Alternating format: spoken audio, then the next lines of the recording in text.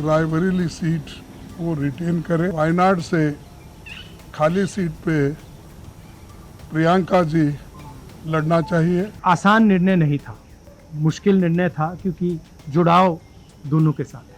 राहुल गांधी सांसद हैं, लेकिन अब वायनाड से नहीं बल्कि रायबरेली से, क्योंकि उन्होंने वायनाड की अपनी जीती हुई सीट बहन प्रियंका के लिए छोड़ दी है।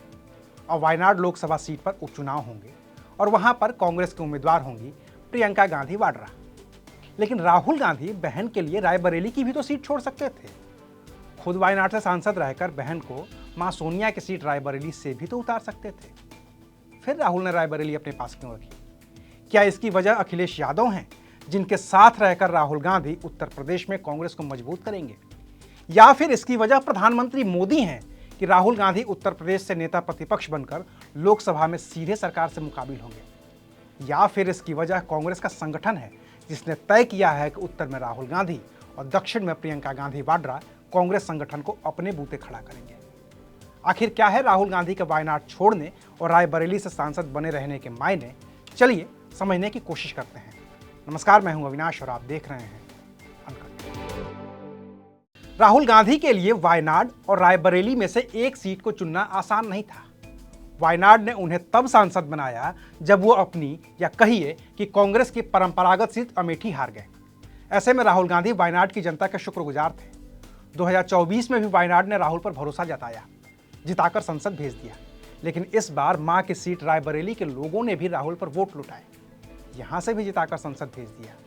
ऐसे में राहुल के सामने समस्या थी कि छोड़ें किसे, उस वायनाड को जिसने मुश्किल में उनका साथ दिया, या उस रायबरेली को जो मां की सीट है? राहुल इस मुश्किल से बाहर निकले, तय किया कि वो खुद रायबरेली से सांसद रहेंगे और प्रियंका गांधी पहली बार उसी वायनाड से चुनाव लड़ेंगी जिसने राहुल की मुश्किल में मदद की। मेरा रायबरेली से और वायनाड से इमोशनल कनेक्शन है। पिछले 5 सालों में मैं वायनाड का एमपी था और वायनाड के सब लोगों ने, हर पार्टी के लोगों ने प्यार दिया,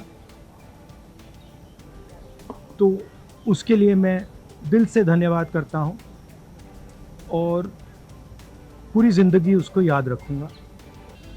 प्रियंका वायनाड से चुनाव लड़ेगी, मगर मैं भी पीरियोडिकली वायनाड जाऊंगा।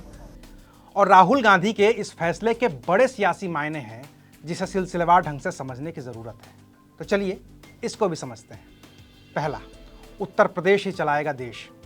राजनीति का पुराना जुमला है कि केंद्र की सत्ता का रास्ता उत्तर प्रदेश से होकर जाता है।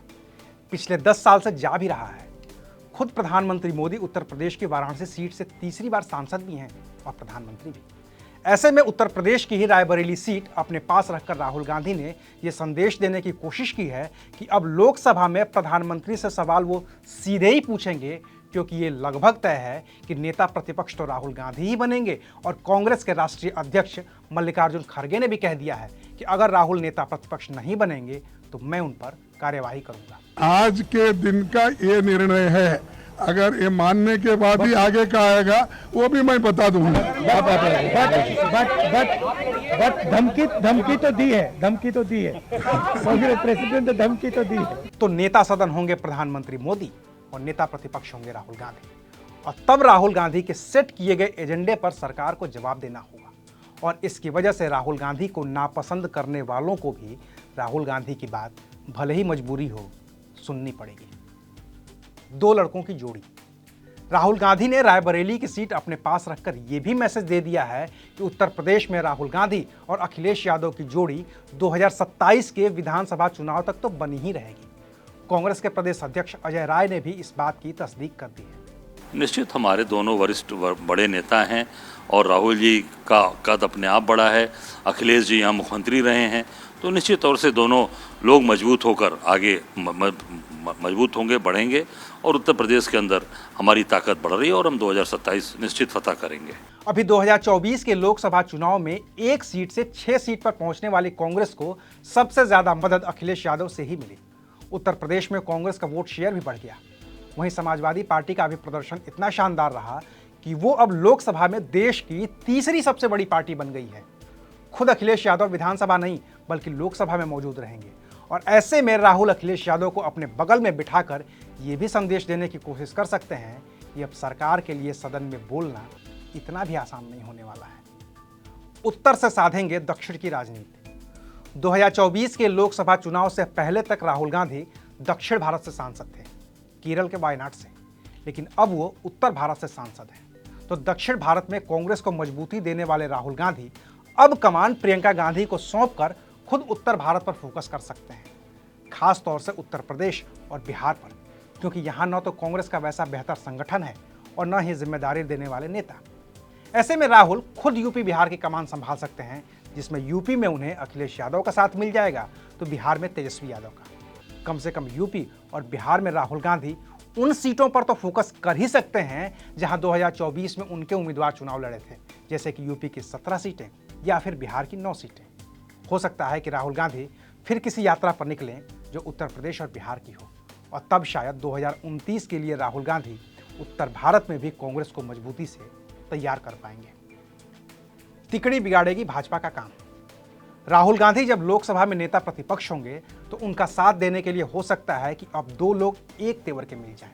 एक तो खुद अखिलेश यादव हैं जो कन्नौज से सांसद बन गए हैं, और दूसरी उनकी बहन प्रियंका गांधी वाड्रा हो सकती हैं जो वायनाड से अपने भाई की छोड़ी हुई सीट से उपचुनाव लड़ रही हैं। वायनाड में राहुल गांधी की जीत का अंतर और केरल में कांग्रेस का 20 में से 14 सीटें जीतना यह बता रहा है कि प्रियंका गांधी वाड्रा की जीत में कांग्रेस को शायद ही कोई मुश्किल हो। बाकी प्रियंका को जिताने के लिए कांग्रेस का हर छोटा बड़ा नेता खुद वायनाड पहुंच जाएगा। ऐसे में प्रियंका अगर जीत जाती हैं तो फिर राहुल अखिलेश की जोड़ी के साथ प्रियंका गांधी वाड्रा भी मौजूद होंगी, जिन्होंने सदन के बाहर भाजपा को नहीं बख्शा तो सदन के अंदर वो क्यों ही छोड़ेंगी। बाकी ऐसा नहीं है कि राहुल गांधी ने वायनाड की सीट प्रियंका को दे दी है तो प्रियंका के लिए सांसद बनना इतना आसान होगा। अभी तक प्रियंका गांधी वाड्रा पहले मां सोनिया गांधी के लिए, फिर भाई राहुल गांधी के लिए और 2024 में परिवार के करीबी किशोरी लाल शर्मा के लिए जमीन पर काम कर चुकी हैं, चुनाव जिता चुकी हैं। लेकिन चुनाव लड़वाने में और खुद चुनाव लड़ने में कितना फर्क होता है, इस बार प्रियंका गांधी वाड्रा को भी शायद समझ में आ जाएगा। अभी के लिए बस इतना ही, फिर मिलेंगे नई खबर के साथ। देखते रहिए अनकट। शुक्रिया।